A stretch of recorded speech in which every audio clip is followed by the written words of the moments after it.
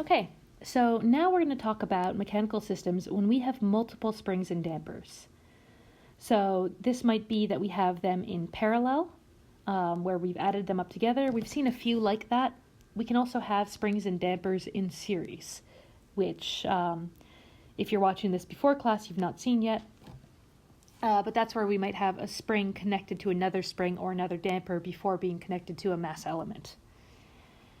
And how we handle that, we're going to learn one method in class. This video is going to go over two methods because there's one that's a lot faster, but it's a little bit more abstract. So I like to teach it to students, but it's not really worth taking up class time to do so. So let's have an example. This will be the same example that we go over on class. So you may have seen it before if you're watching this as a review. But because it's a video, I'm going to go over it a little bit quicker. So here we have a mass spring damper system where we have an element of a damper connected to a spring in series, which is then connected to our mass, and the mass is connected to the floor by two springs and a damper in parallel. Now, the first way that we can solve it, and the way that we're going to learn in class, is to use a dummy variable. So whenever we have elements in series, we can go ahead and place a dummy element in between them, which we can draw a free body diagram for and have an extra equation for each dummy variable. So we're going to have one free body diagram for our dummy variable, W of t, and one free body diagram for our mass, which I haven't labeled yet, but it's M. And I'm going to label it in a little bit because I'm not smart. So we could draw spring elements, kx, kx. You may see that we could just do 2kx, but I'll do this one at a time because these springs oppose motion. So if x increases, the springs will increase upwards. So we have that they oppose the motion of x. The damper acts the same way, so we can have cx dot with a force pushing upward.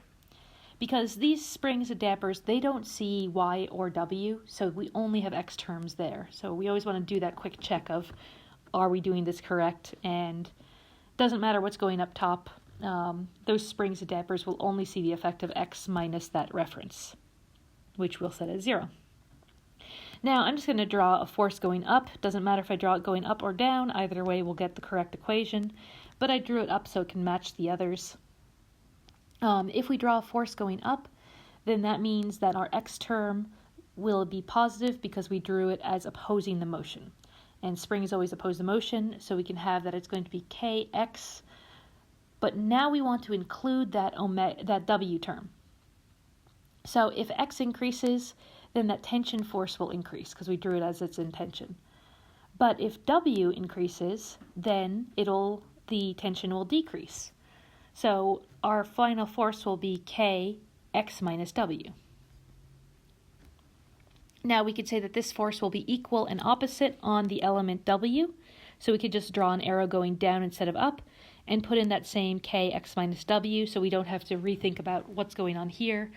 Again, I'll just say it quickly to go through, but we have that that the spring should oppose motion, and so if the spring is going in the same direction of the motion w in this picture, because we're considering the element that we're drawing it on, then that means that the w term will have to be negative, which it is in this equation.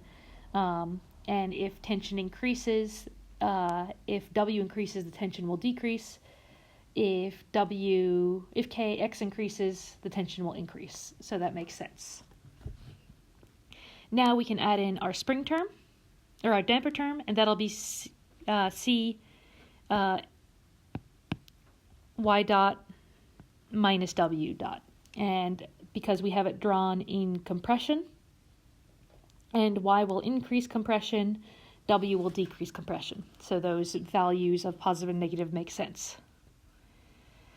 So now we can take our mass times acceleration. So our mass for the w point is going to be 0, and we can find that that's equal to the two forces can be added up together. They're in the same direction as w, so we can have them both be positive. So kx minus w plus c y dot minus w dot. Then for our mass term, mx double dot is going to be equal to minus kx minus cx dot. So those are those three arrows all pointing up, so they'll be all treated as negative. And that last arrow on top is also pointing up, so that'll still be negative. So minus kx minus w. Now, if we wanted to create a transfer function for the system, which we typically like to do in systems, we're going to take the Laplace transform and set our initial conditions equal to 0. So for the first equation, we can ignore that w double dot term because it's multiplied by 0, so we can just leave that at 0. Instead of saying x of s, y of s, and w of s, I'm just going to keep them as capital letters, and we know that they're functions of s at this point. So that first equation, we have 0 is equal to kx minus kw plus csy minus csw. We can rearrange that to have all of our w terms on one side and all of our y and x terms on the other. And by doing so, we can isolate that w term and just have it in terms of x and y. So we do this because we do not, we call it the dummy variable because we don't care about it at the end. We're just using it to get through the math. We want to get rid of it at the end. So if we isolate it, that's going to be an equation that we can plug in to our other ordinary differential equation to just have a result of x and y terms. So let's see us going through the algebra so that we can have some fun with algebra. So we have that solution for w of s, and now we can go in, bring everything to the Laplace domain for our second ODE, which gives us the ms squared plus 3k plus 2csx is equal to kw. And, sorry, I thought I put more pauses in this one, but this is algebra. We've went through it in class. And we have two equations. We have the equation with w. We have the equation from bringing our sum of the forces equal to mass times acceleration of x double dot. And then that one we can isolate to have in terms of x and w terms. We can substitute equation 1 and equation 2 to combine it. And that's a weird spot that I pressed pause, but if we do so, then we can have our final transfer function of x of s over y of s, and at this point it's just algebra. So if you want to try the algebra on your own, press pause. You should get this for your final answer. And you can also multiply through the terms to get it without that minus k squared at the end. But that's one way of doing it. So if we do the dummy variable, it'll get us to that correct answer. It'll just take a lot of algebra to do so. So in the next video, I'm going to talk about the second option for how to solve multiple spring and damper equations or systems.